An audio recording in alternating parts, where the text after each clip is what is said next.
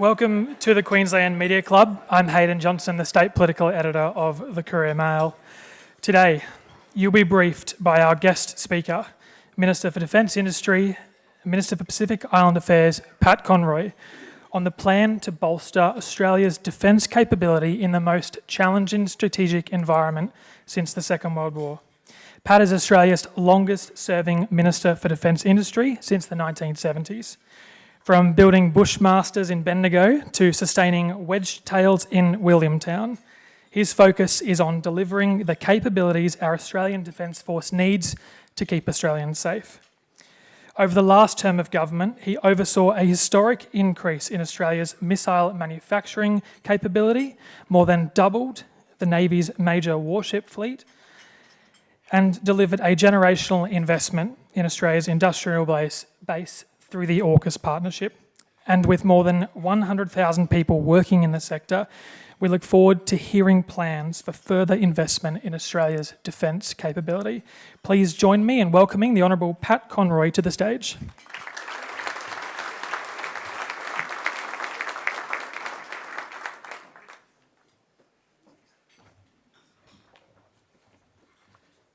Thank you very much for that very kind introduction, Hayden, and I begin by acknowledging the traditional owners of the land on which we meet today and pay my respects to elders past, present, emerging.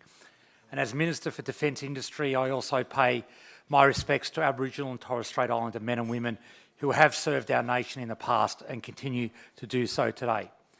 Could I acknowledge my parliamentary colleagues, Madonna Jarrett, Member for Brisbane, and Julianne Campbell, Member for Morden. Thank you so much for joining us today. And can I also acknowledge Cameron Dick, MP, Queensland Shadow Minister for State Development and Deputy Leader of the Opposition. Distinguished guests, friends and all, it's a real pleasure to be here today.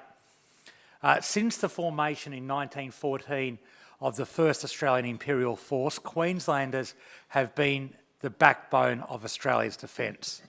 There are thousands of Queenslanders in the Australian Defence Force and thousands more working in defence industry.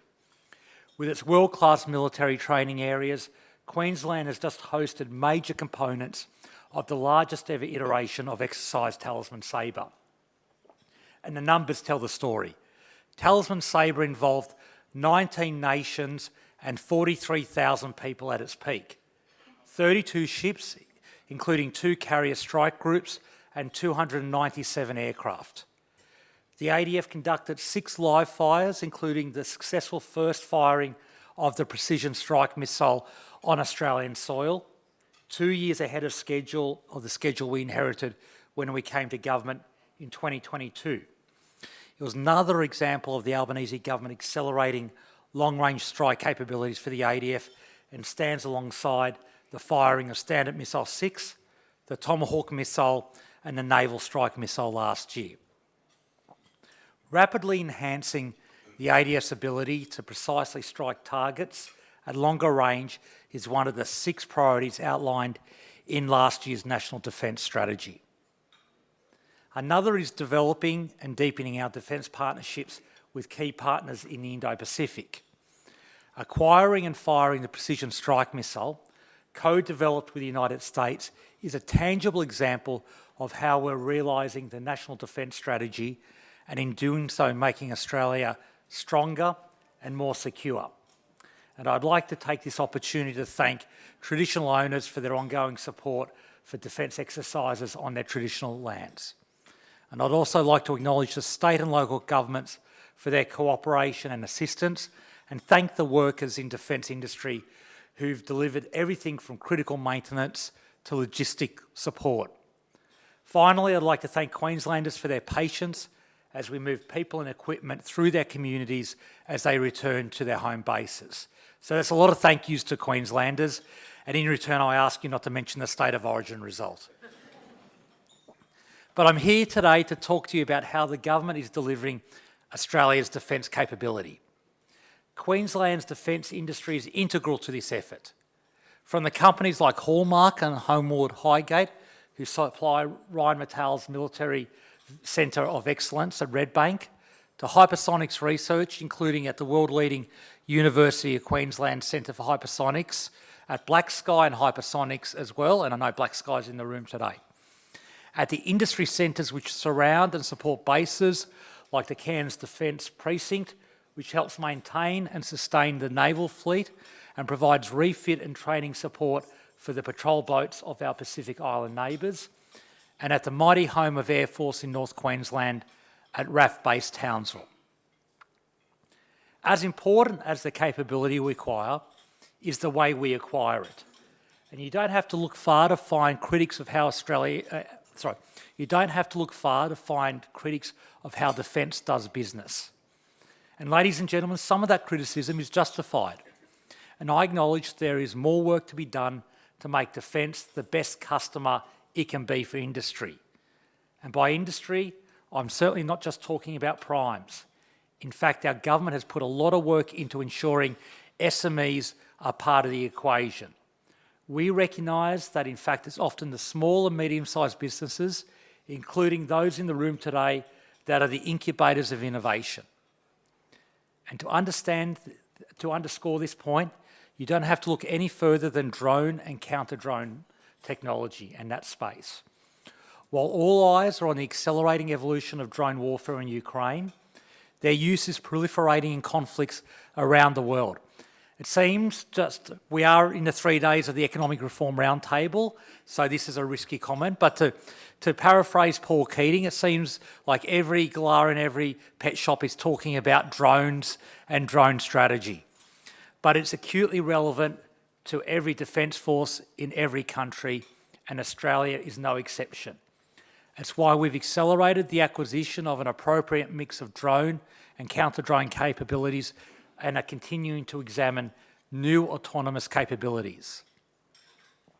Over the next 10 years, we will invest heavily in the development and introduction of a range of cutting-edge airborne, surface and submarine drone systems. This funding, importantly, will strengthen the sovereign defence industry and drive innovation through partnerships with the likes of Drone Shield, SciPac Systems, AMSL Aero, Grabber Technologies and Boresight, to just name a few. And today I can confirm those last three companies, AMSL Aero, Grabber Technologies and Boresight, have recently delivered 300 drones to the Australian Army with future orders planned. It was just over 12 months ago that these three companies secured contracts worth $2.2 million each to grow their production capacity, finalise development of their prototypes to a production standard, and produce 100 general-purpose drones. It's another example of the speed with which we are now working in this space. Now, these are small drones that are versatile and cost-effective, that provide near real-term situational awareness at lower altitudes than larger surveillance alternatives. It's imperative that we work across the spectrum, whether that be in relation to drones and counter-drones. And last year I announced we had acquired the Switchblade 300 precision loitering munition, providing a critical combat edge and adding to drone capabilities available to the ADF and adding to our arsenal of drones, including those capable of being armed. Ladies and gentlemen, this was the first armed drone introduced into ADF service.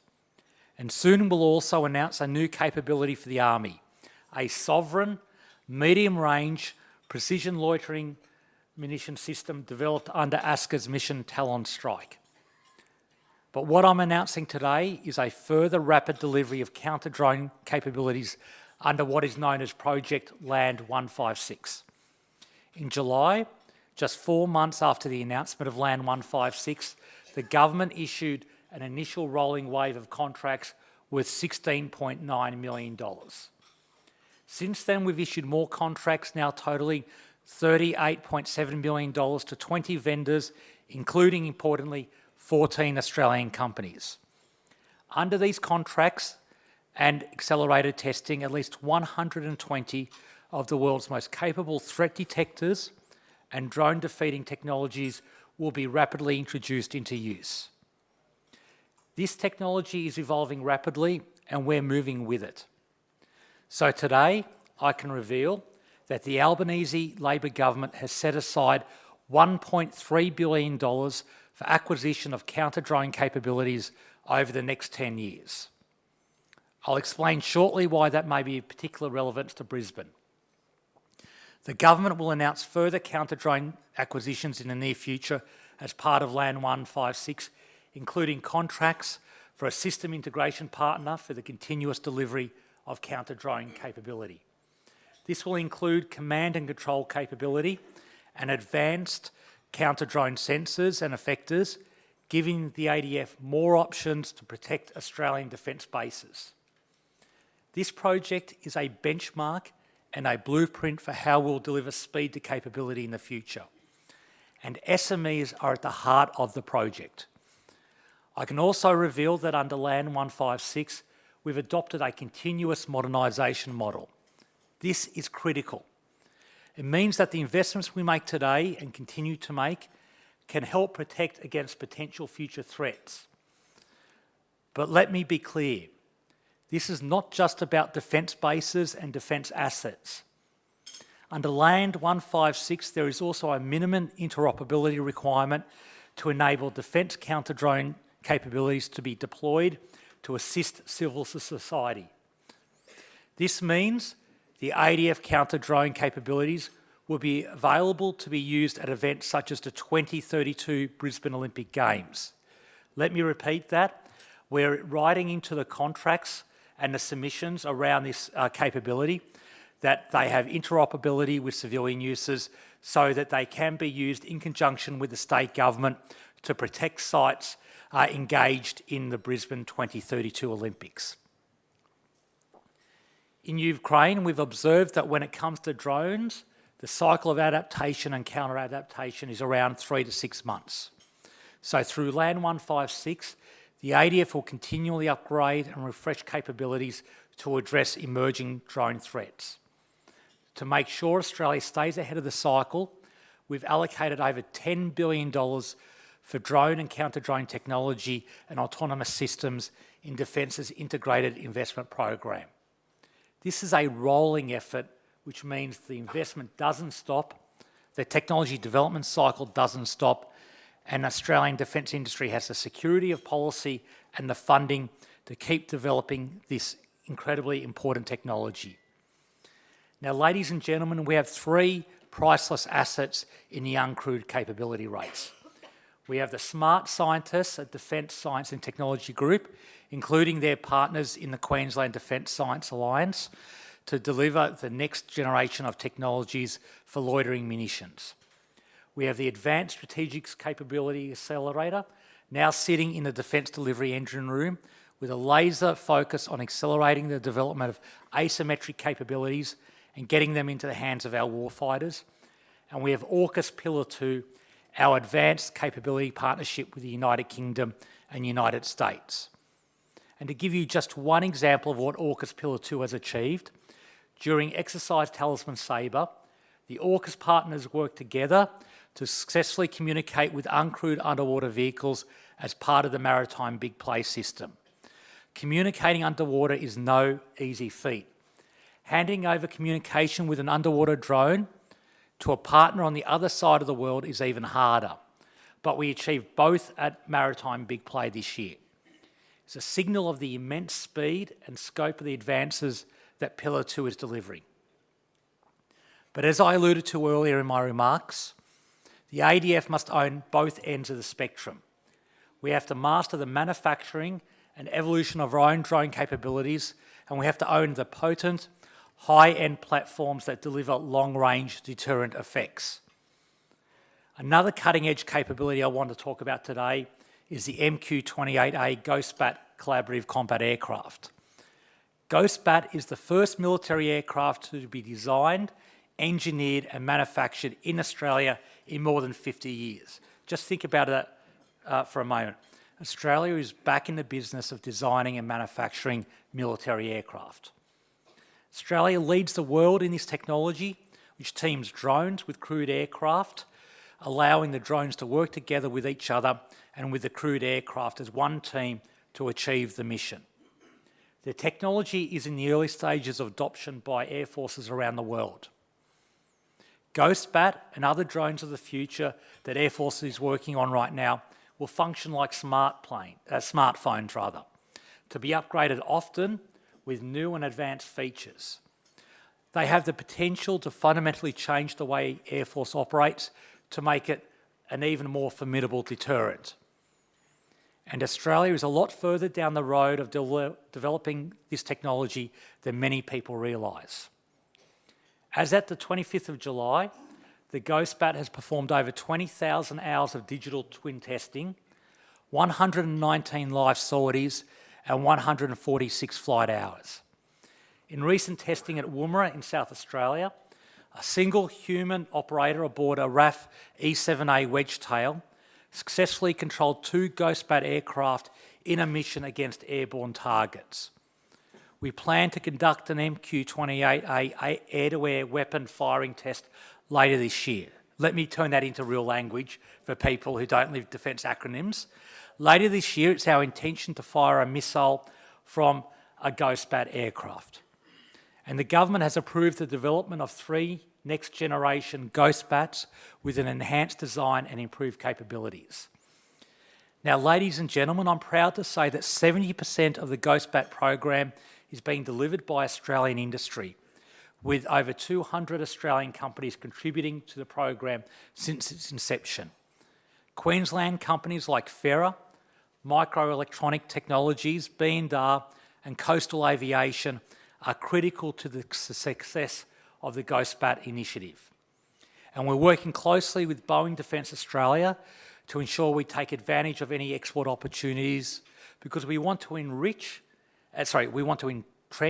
and enhance the skills base we've already created here in Queensland in this groundbreaking technology. And if we take it to the next stage, which is full rate production, it will be built right here in Queensland, an important point to make. Now, ladies and gentlemen, the most recent ABS figures estimate that Queensland's defence industry contributes over $1.2 billion to the national economy. Part of the story of defence industry's growing contribution to our national prosperity. The industry in Queensland has grown year on year for the past 3 years, and there are plenty of defence export champions in the local defence industry. One example is GuardTech, based on the Gold Coast and founded by veterans, which creates robotic systems for military training, deception and combat. GuardTech has export deals with the British Army, the German Army, Singapore Air Force and US Marines. Export has its own chapter in the defence industry development strategy because exports are essential to making the Australian defence industrial base more productive, capable and resilient. Exports help lock in our leadership in key defence technologies. They increase interoperability and deepen ties with our trusted international partners. While our defence budget is growing, we don't always have the scale to sustain Australian defence products, so the best way of delivering that scale is through global supply chains and innovative export initiatives that put industry needs at the centre. And I can't be in Brisbane without acknowledging that you are leading Australia on defence exports, with the largest ever defence export deal being centred in Brisbane with the export of over 100 heavy weapon carriers to Germany. We are exporting things literally the size of tanks to Germany. Just think of that for a moment out of Brisbane. An example of how we're doing things differently is the establishment of the AUKUS export licence-free environment, which went live on the 1st of September 2024. This once-in-a-generation reform allows industry in Australia, the UK and the US to export most military and dual-use goods and services without requiring a permit. This reduces the barriers for industry across the 3 countries to innovate together, speeding up capability, delivery and cutting red tape. As of the start of this month, there are over 450 Australian entities in the AUKUS licence-free environment. This includes 60 from Queensland, and at the end of the last financial year, the AUKUS licence-free environment had been used over 940 times to transfer technologies to the UK and US and facilitated over $91 million in licence-free exports. Brisbane company SRC Australia was one of the first to be authorised under the AUKUS licence-free environment. Nathan O'Leary, Business Development Manager at SRC, has spoken about the positive effect of the licence-free environment on reducing administrative hurdles and accelerating collaboration with AUKUS partners. He said it has enabled SRC to quickly deploy advanced technologies to enable providing war-winning effects. Tony Sequeira, Logistics Officer at Brisbane company Emercent Proprietary Limited, has said that the AUKUS licence-free environment has reduced Emercent's processing time from weeks to days, if not less. And Richard Varias, Managing Director at MHD Rockland, said that they have seen an immediate reduction in exporting timelines and that the reforms have reduced the time they spend on paperwork.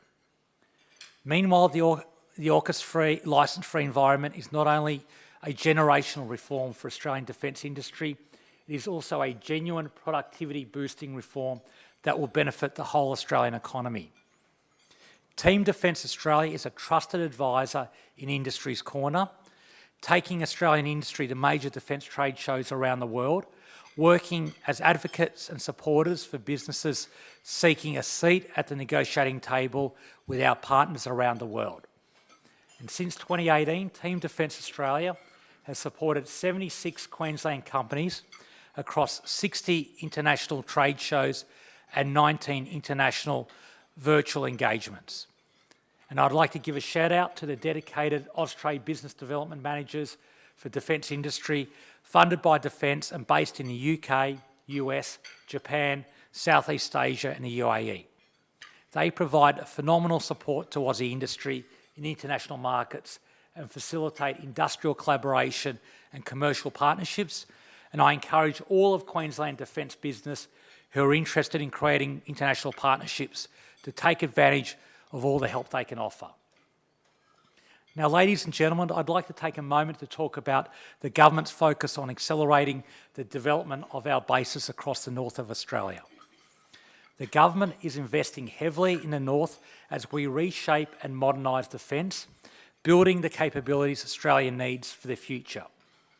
In Queensland, this includes $200 million invested in works at HMAS Cairns, $200 million for upgrades across Laverick Barracks in Townsville and Gallipoli Barracks in Brisbane to support the introduction of new armoured fighting vehicles and self-propelled howitzer capabilities, and importantly, $700 million for the Army Aviation Program of Works at RAF Townsville to support the introduction of the Apache attack helicopters and the relocation of the 1st Aviation Regiment and the 16th Aviation Brigade headquarters. Work is already underway and over time will create around 275 full-time jobs in construction in the Townsville region. And I'm delighted to say Army's first Apaches will arrive in Australia in the coming months. They represent a $4.3 billion investment in the most contemporary and capable attack helicopter in the world. The Apaches will be based in Townsville alongside the expanded Chinook fleet, and Townsville will become Australia's largest defence helicopter industry hub. The initial support contract for the Apache is set to provide more than 240 new industry jobs across Queensland.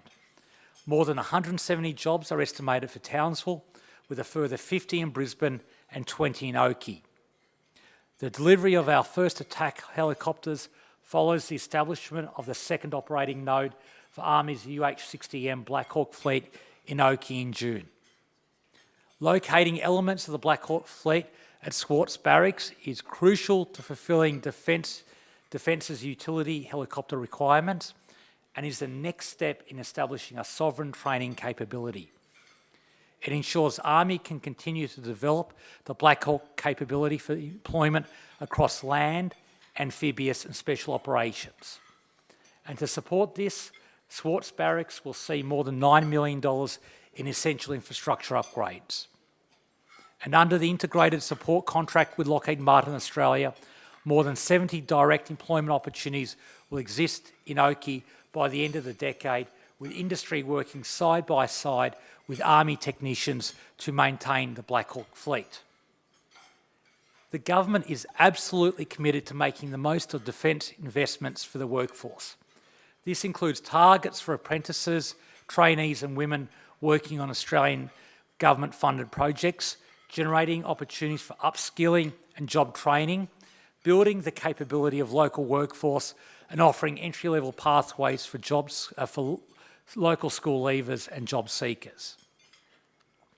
This is the best way to ensure a defence future made in Australia by Australians. So in conclusion, it was a great honour and privilege to be sworn in for a second term as Minister for Defence Industry. The government was re-elected with a strong mandate from the Australian people to get on with the job of accelerating the delivery of capabilities our Defence Force needs to keep Australians safe. That is my focus for the years ahead, and I look forward to working with Queensland's incredibly innovative defence industry as one of our critical partners in delivery. Thank you very much, and I look forward to answering your questions.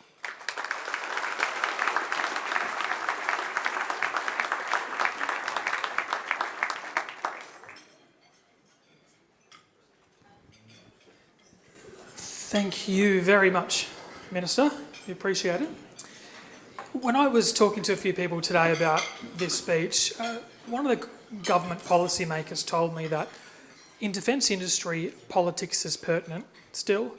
Do you agree with that? And can you distill some advice for businesses who may be in this room looking to get ahead with these billions of dollars in contracts the government's going to award over the next decade?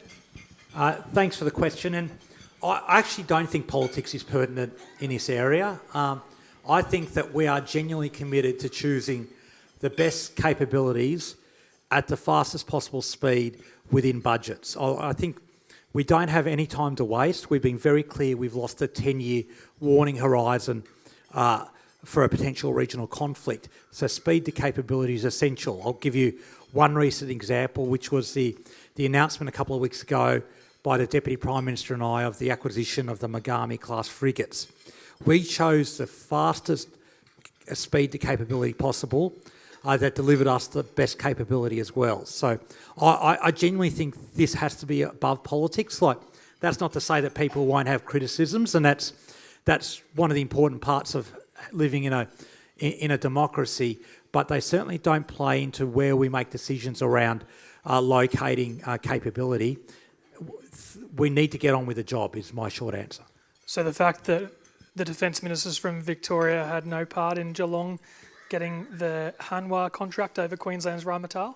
It's a good question, and I can assure you that it played zero impact, and the biggest proof for that is the fact that the Defence Minister and Deputy Prime Minister removed himself from the process completely because for the very fact that one of the two tenderers was based in his electorate. So I was the sole defence decision maker in that, and I took it to the National Security Committee of Cabinet. Rheinmetall's got a great capability. They're producing combat reconnaissance vehicles right now for the Australian Army, and as I said, we've just negotiated the largest defence export deal in the history of the nation to sell over 100 heavy weapon carriers to Germany, and I'm looking forward to more work to come. But politics doesn't enter into those decisions. The people expect us to get the right capability for the Defence Force, and that's what we're doing. Might turn over to the table of journalists. Good afternoon, Minister Conroy. Thanks for being here. My name's Fraser Barton. I'm from Australian Associated Press. My first question is, the US Defence Chief previously said this year that allied nations should be upping their defence budgets. I guess, is this investment and what you're talking about today with counter drones and drone operations, as well as investment in North Queensland, a rebuff to that narrative? I think I wouldn't say a rebuff, it's stating what our policy is. We are committed to the largest increase in the defence budget in peacetime in the history of this nation. $57 billion over the next 10 years, including, importantly, $10.5 billion in the next 4 years. That will lift our defence expenditure considerably, and we're accelerating capabilities very rapidly. The precision strike missile, which I gave you example in my speech, we brought forward by 2 years. We're bringing forward construction of the infantry fighting vehicles, landing craft, frigates. So to give you another example, Under the previous government's plan, we would have received our first new warship in 2034. Instead, under our plan, that's funded by our budget increase, we'll receive 4 warships by 2034, including the first one delivered in 2029 in service by 2030. So we are lifting the defence budget considerably. We know there's a conversation going on around the world about how countries are considering their budgets, and we're up for that conversation, but we are increasing the budget very considerably. Just on that, following from Fraser's question, as you mentioned that there's an AUKUS review going on, and it seems like Elbridge Colby is trying to extract as many concessions, the US is trying to extract as many concessions from Australia as possible. Is it inevitable that our defence spending will reach, maybe not 5%, but a couple of percentage points higher than what it's at now? Well, I think we should see what the review comes up with, to be honest. It's perfectly natural that the new Trump administration wants to review AUKUS and understand it. We did exactly the same thing when we came to power through the Defence Strategic Review, and the UK Labor government did it when they won their election through the Lovegrove Review. So we'll just see where the review lands. We're engaging with it at the appropriate levels, including through our counterparts. But there's a conversation going on around the world about where the strategic situation is. But we are increasing the defence budget, and as the Prime Minister said during the election campaign and subsequently since, if the Australian Defence Force and the Department of Defence and myself and the Deputy Prime Minister make a case for a specific capability, we'll get it. And that's our job. We'll make decisions based on what are the capabilities we need and then fund it rather than plucking a figure out of the air.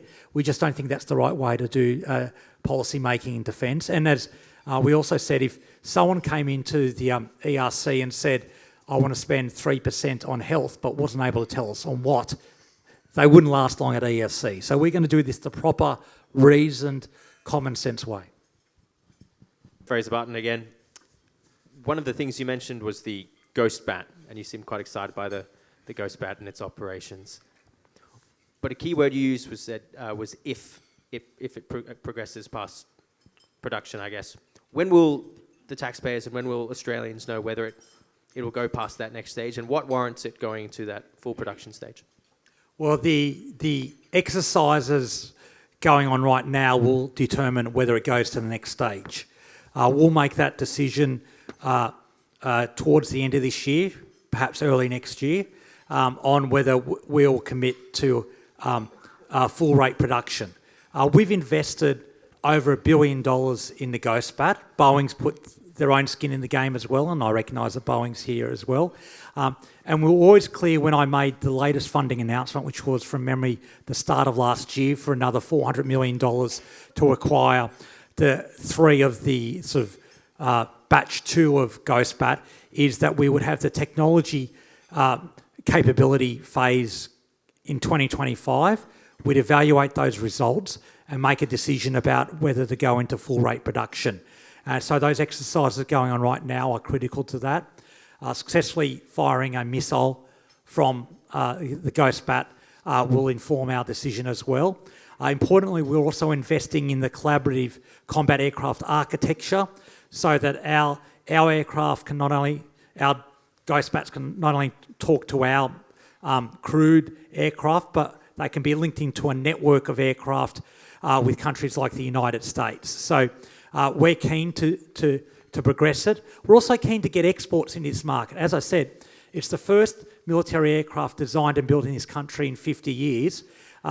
It's something that our allies and partners are interested in, and it's one of the first campaigns of our new Defence Strategic Sales Office that we announced on literally the day the election was called, and that's about selling Australian products and Australian industry to the world that not only helps our allies and partners, helps create jobs in Australia, helps defray the cost of building and maintaining these platforms across bigger fleets. So we've got the bit to do before we make that decision, but we're very excited by the prospect, and importantly, the Air Force is very excited by the prospect.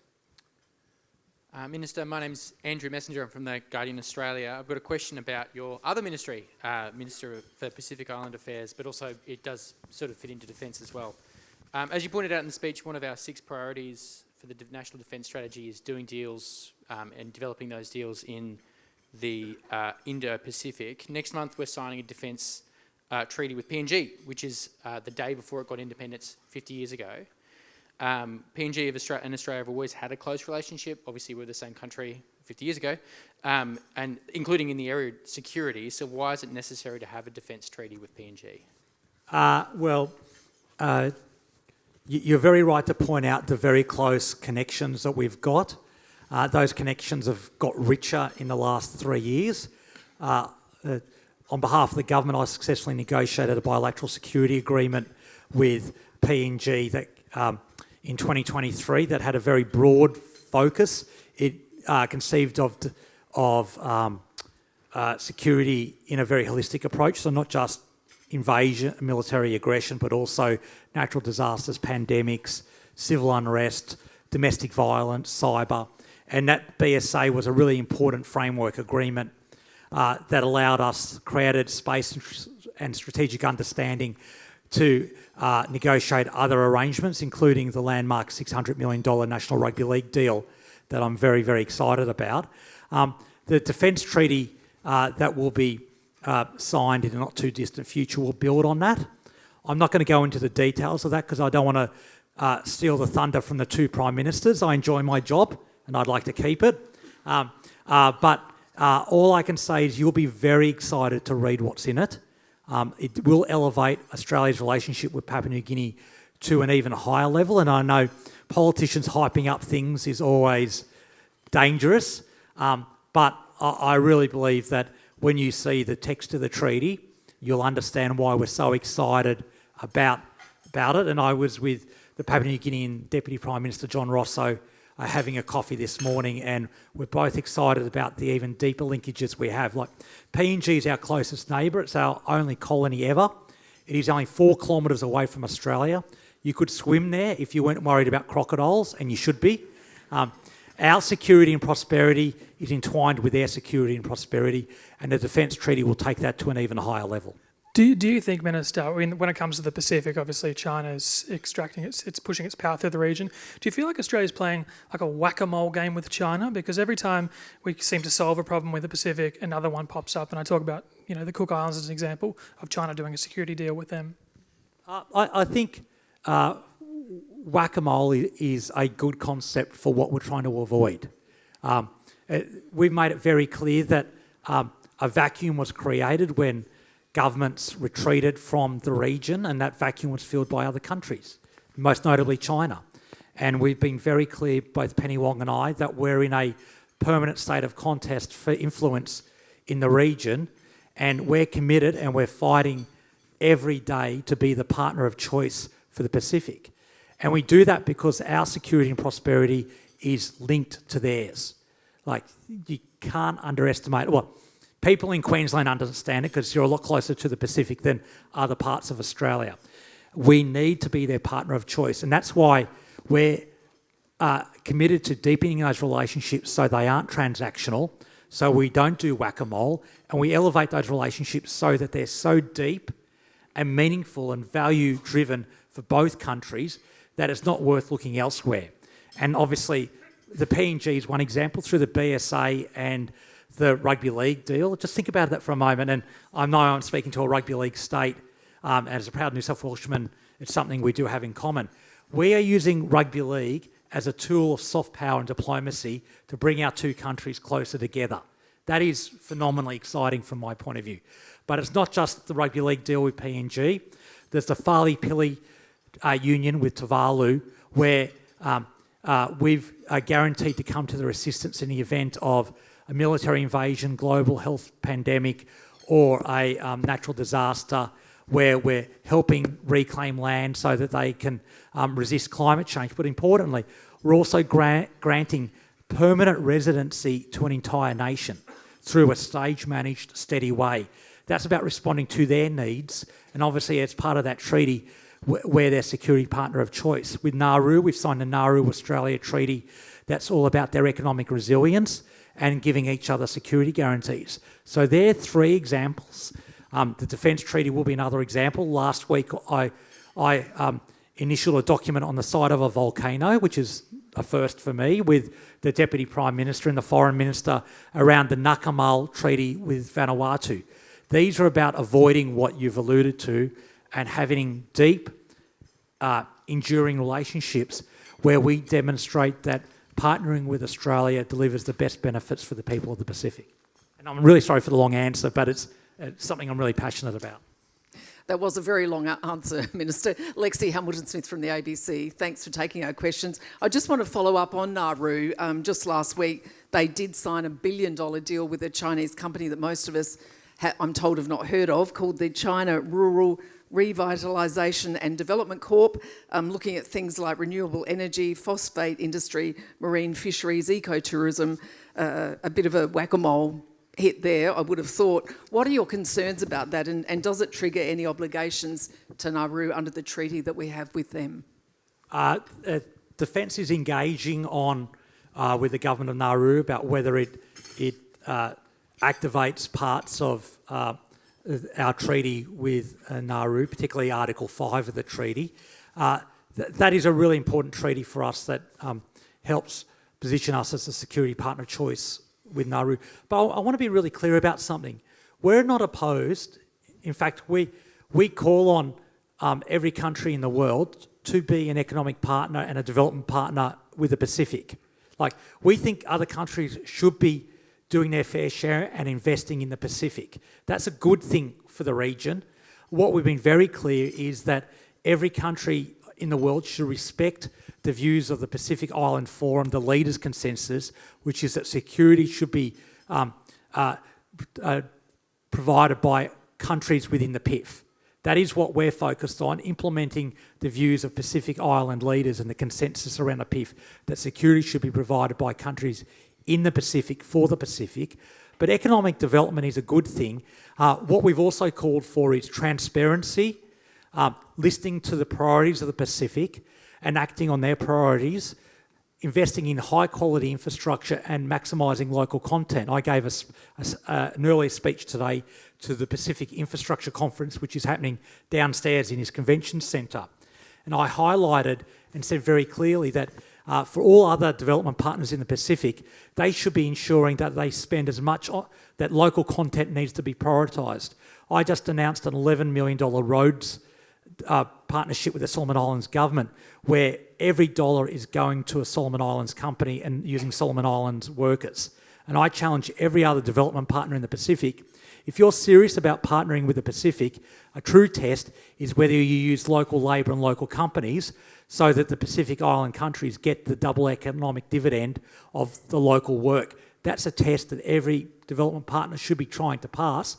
And if they aren't, then serious questions should be asked about their commitment to the region.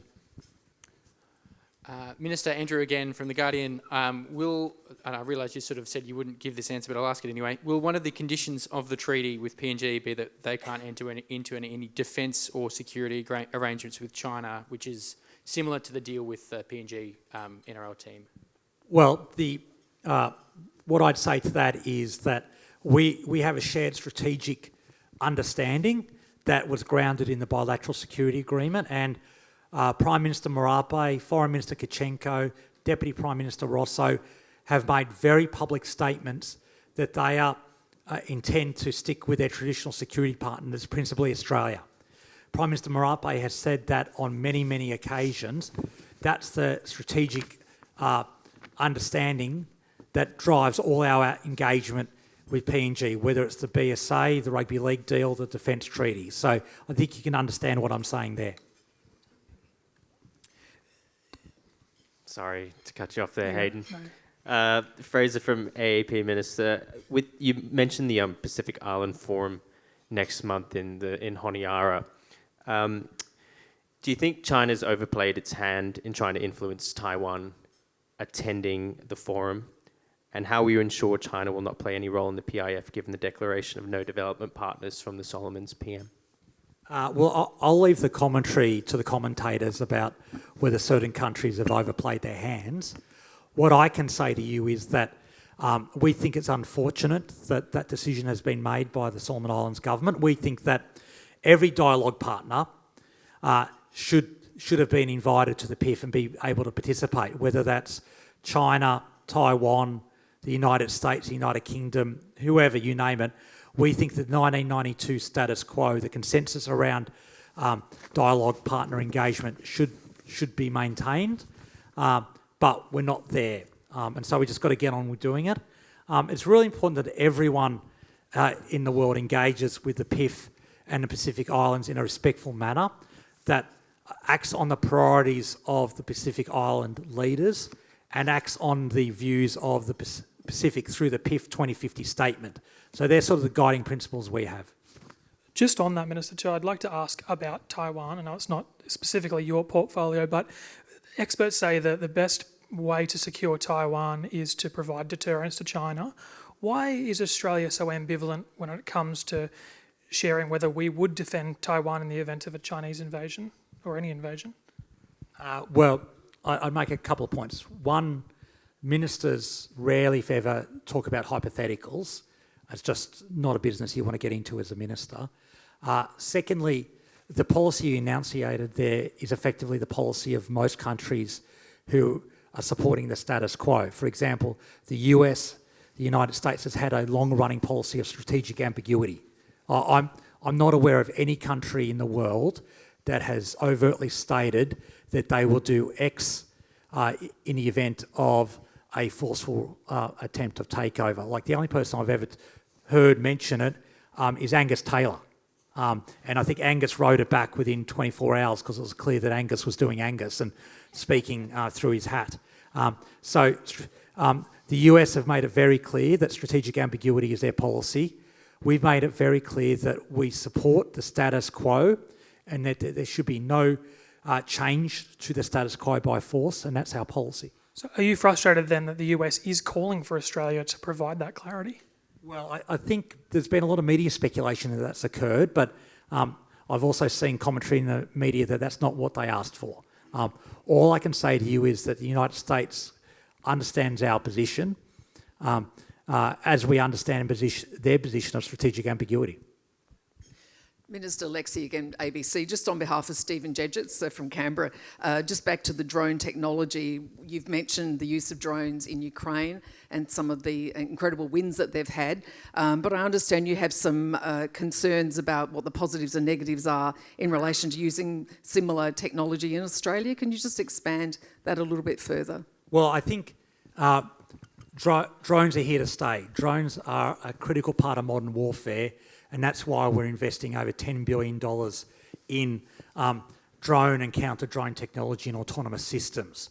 What I'm hesitant about is people drawing too many direct lessons from Ukraine to Australia. We're obviously deeply interested in the lessons from the Ukraine conflict and drawing them out.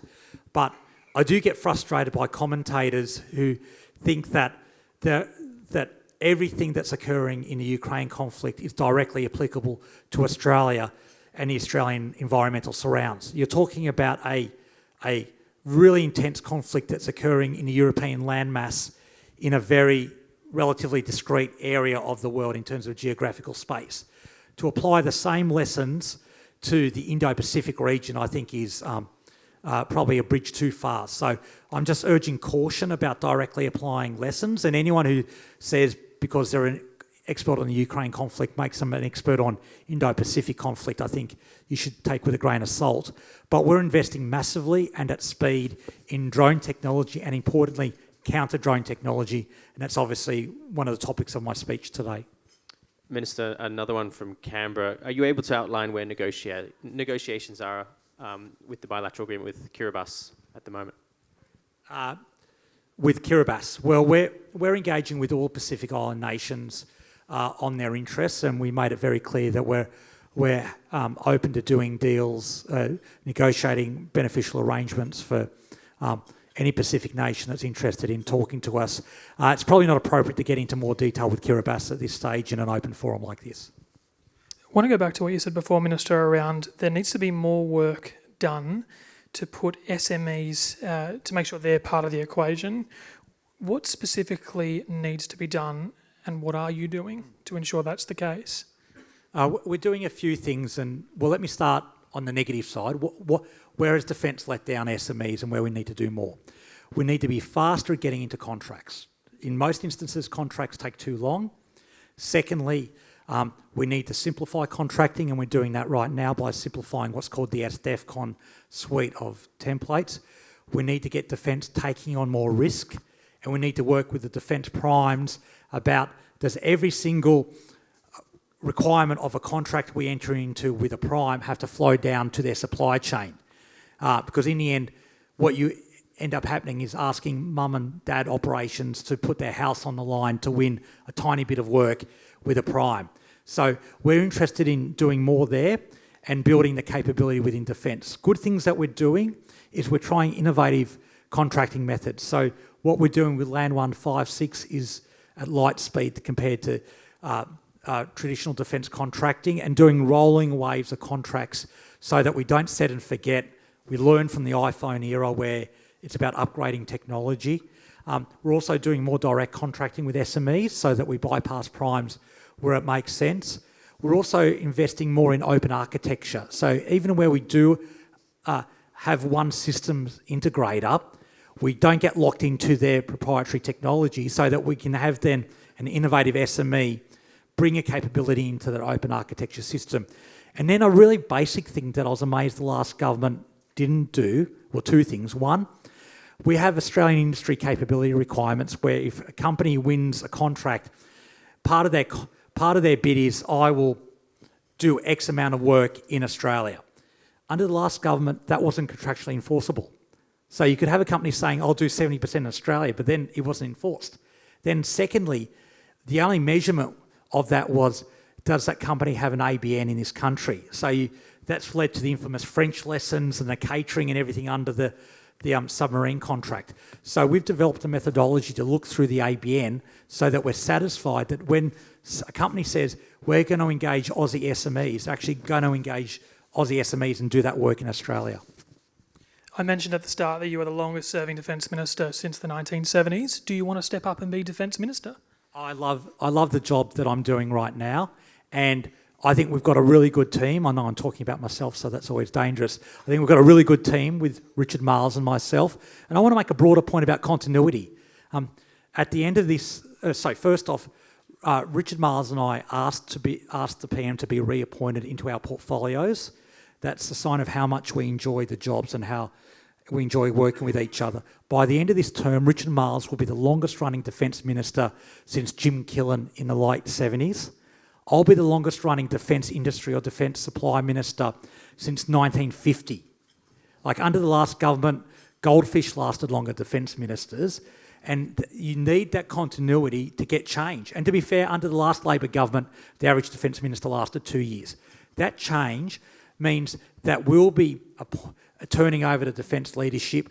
We'll be leading the defence reform process so that we get real cultural change with defence and partner with industry. So that's a very long-winded answer to your question, which is I love my job. I think I've got one of the most enjoyable jobs in government, and I intend to keep it. Very diplomatic. Please join me in thanking the Minister for sharing his insights.